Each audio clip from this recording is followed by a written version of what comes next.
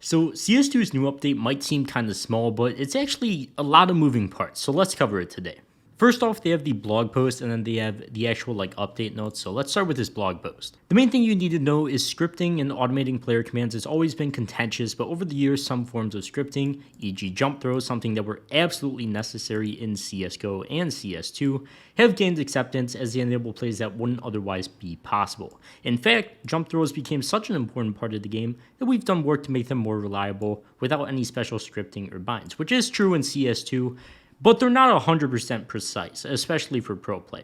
Moving forward, developing one's coordination and reaction time has always been the key to mastering Counter-Strike. Recently, some hardware features, Snap Tap, which is something added by Razer, which pretty much made it so you can auto-strafe perfectly and be accurate during your auto-strafes. This is what they're referring to here.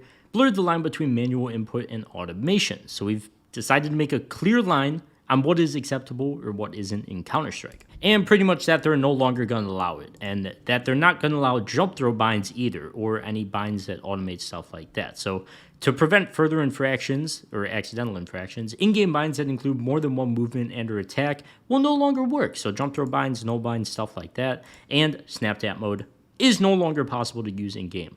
Now, this is the weird part of the update. No binds don't work and jump throw binds don't work. And a lot of people had very big concerns about this. Polo, a professional player, said, removing snap tap and SOCD makes sense. There were blurred lines as far as automated inputs go, and now we know where the line is drawn, but removing jump throw binds is a super weird hill to die on. Completely removed consistent left, right click jump throws, and I agree. It is really weird. There was some really precise smokes, especially at a pro level, that you are going to have to use a left-right click to throw.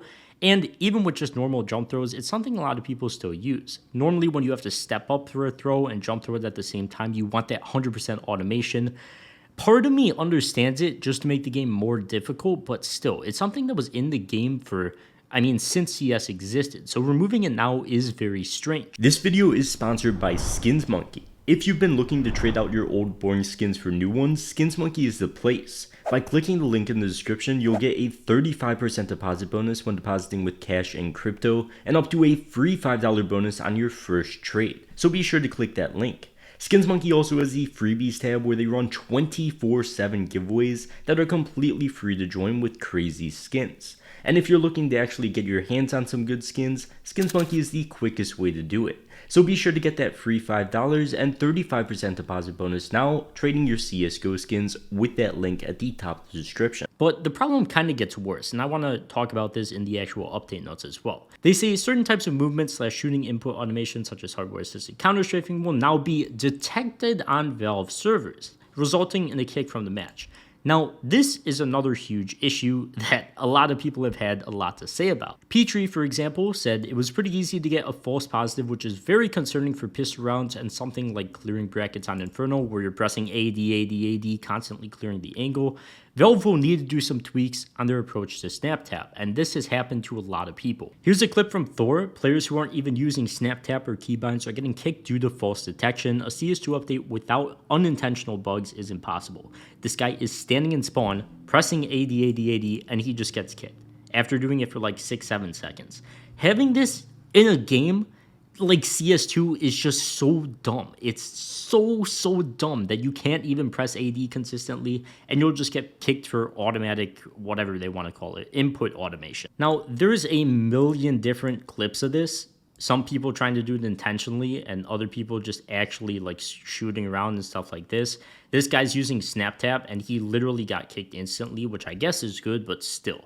They can detect stuff like Snap Tap, but this update's just strange. I think for Snap Tap, you shouldn't have that in the game, but just pressing AD, that's been in the game for so long. You can't kick people for that. The system needs to be ironed out further. Now, Alish also had some stuff to say about this. For starters, are you kidding removing jump binds, man? LOL. Removing Snap Tap, sure, and that functionality, whatever, but removing a quality of life that you even had in the game when CS2 was in beta is so lame.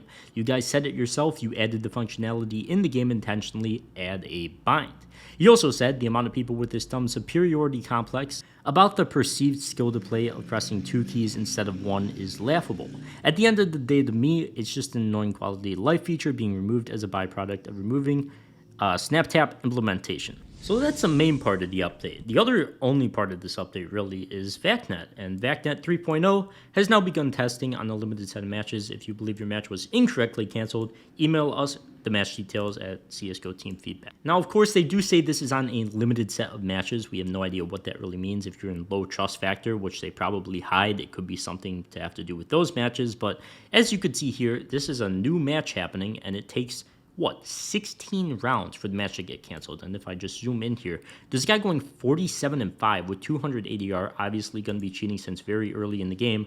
Guy on the other team going 32-12, who obviously toggled. And it's like, it shouldn't take that long to detect it. If you're removing people from the game for just pressing A and D, you should be able to detect matches like this extremely quickly, if not instantly. It's a guy wallbanging people with a scout. He's obviously going to be doing that all game if he's 47-5, so why this can't get detected quicker, I don't know. We're on VACnet 3.0 at this point. And the final thing I want to talk about is this X-Mercy post. I had similar thoughts for months upon months, but he pretty much says the same thing. Now that we know Valve was working on VACnet 3.0 and pretty much their whole anti-cheat system, it means that is their top priority. And hopefully, like he says, once it's fully implemented and working as intended, which we definitely are not there yet, that's when we're going to start getting all the juicy updates and the stuff we deserve. And I agree. VACnet and anti-cheat in general is pretty much the main thing Valve is focused on right now. It was the biggest issue at the beginning of CS2.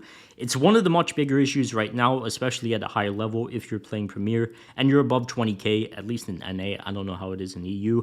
You are getting a cheater pretty consistently. My first match above 20k got a cheater. I hear everybody else say the same thing. There's no reason to grind if once you get to the top 1%, you always just get cheaters. It's horrible. But it does at least tell us that Valve is working on an anti-cheat system, and that is their top priority, because why would you launch an operation or something which may very well just be sitting in their back pocket at this point before the anti-cheat's working? Because then, I mean, people just aren't going to enjoy playing. So it's good to see this. The snap tap update is good too. Seeing people getting kicked for AD is horrible. And I mean, pretty much every time we have an update at this point, something horrendous comes from it. So hopefully that gets sorted out pretty quickly. But I don't think removing jump throw binds is that big of a deal at the end of the day. But all this update tells us is hopefully there's a big update eventually coming soon whenever Valve can get anti-cheat sorted out. And whether that's now or on VACnet 4.0 or 20.0, who knows, but it will eventually come, and they've proven that anti-cheat is their top priority right now. Also, just further proof that they are working on other stuff. Game follower who always finds interesting stuff in the game files when new updates drop found new danger zone strings, so hopefully that's coming eventually. I could imagine that takes a lot of work to add a giant map into CS2. Hopefully an operation comes with it, or at least a big update. Anything else at this point, I don't know, would be great. But yeah, that's pretty much it for this update. As always, be sure to check out Skins Monkey, free $5 bonus, link at the top of the description. Thank you guys for watching, and I'll see you guys in the next one. Peace.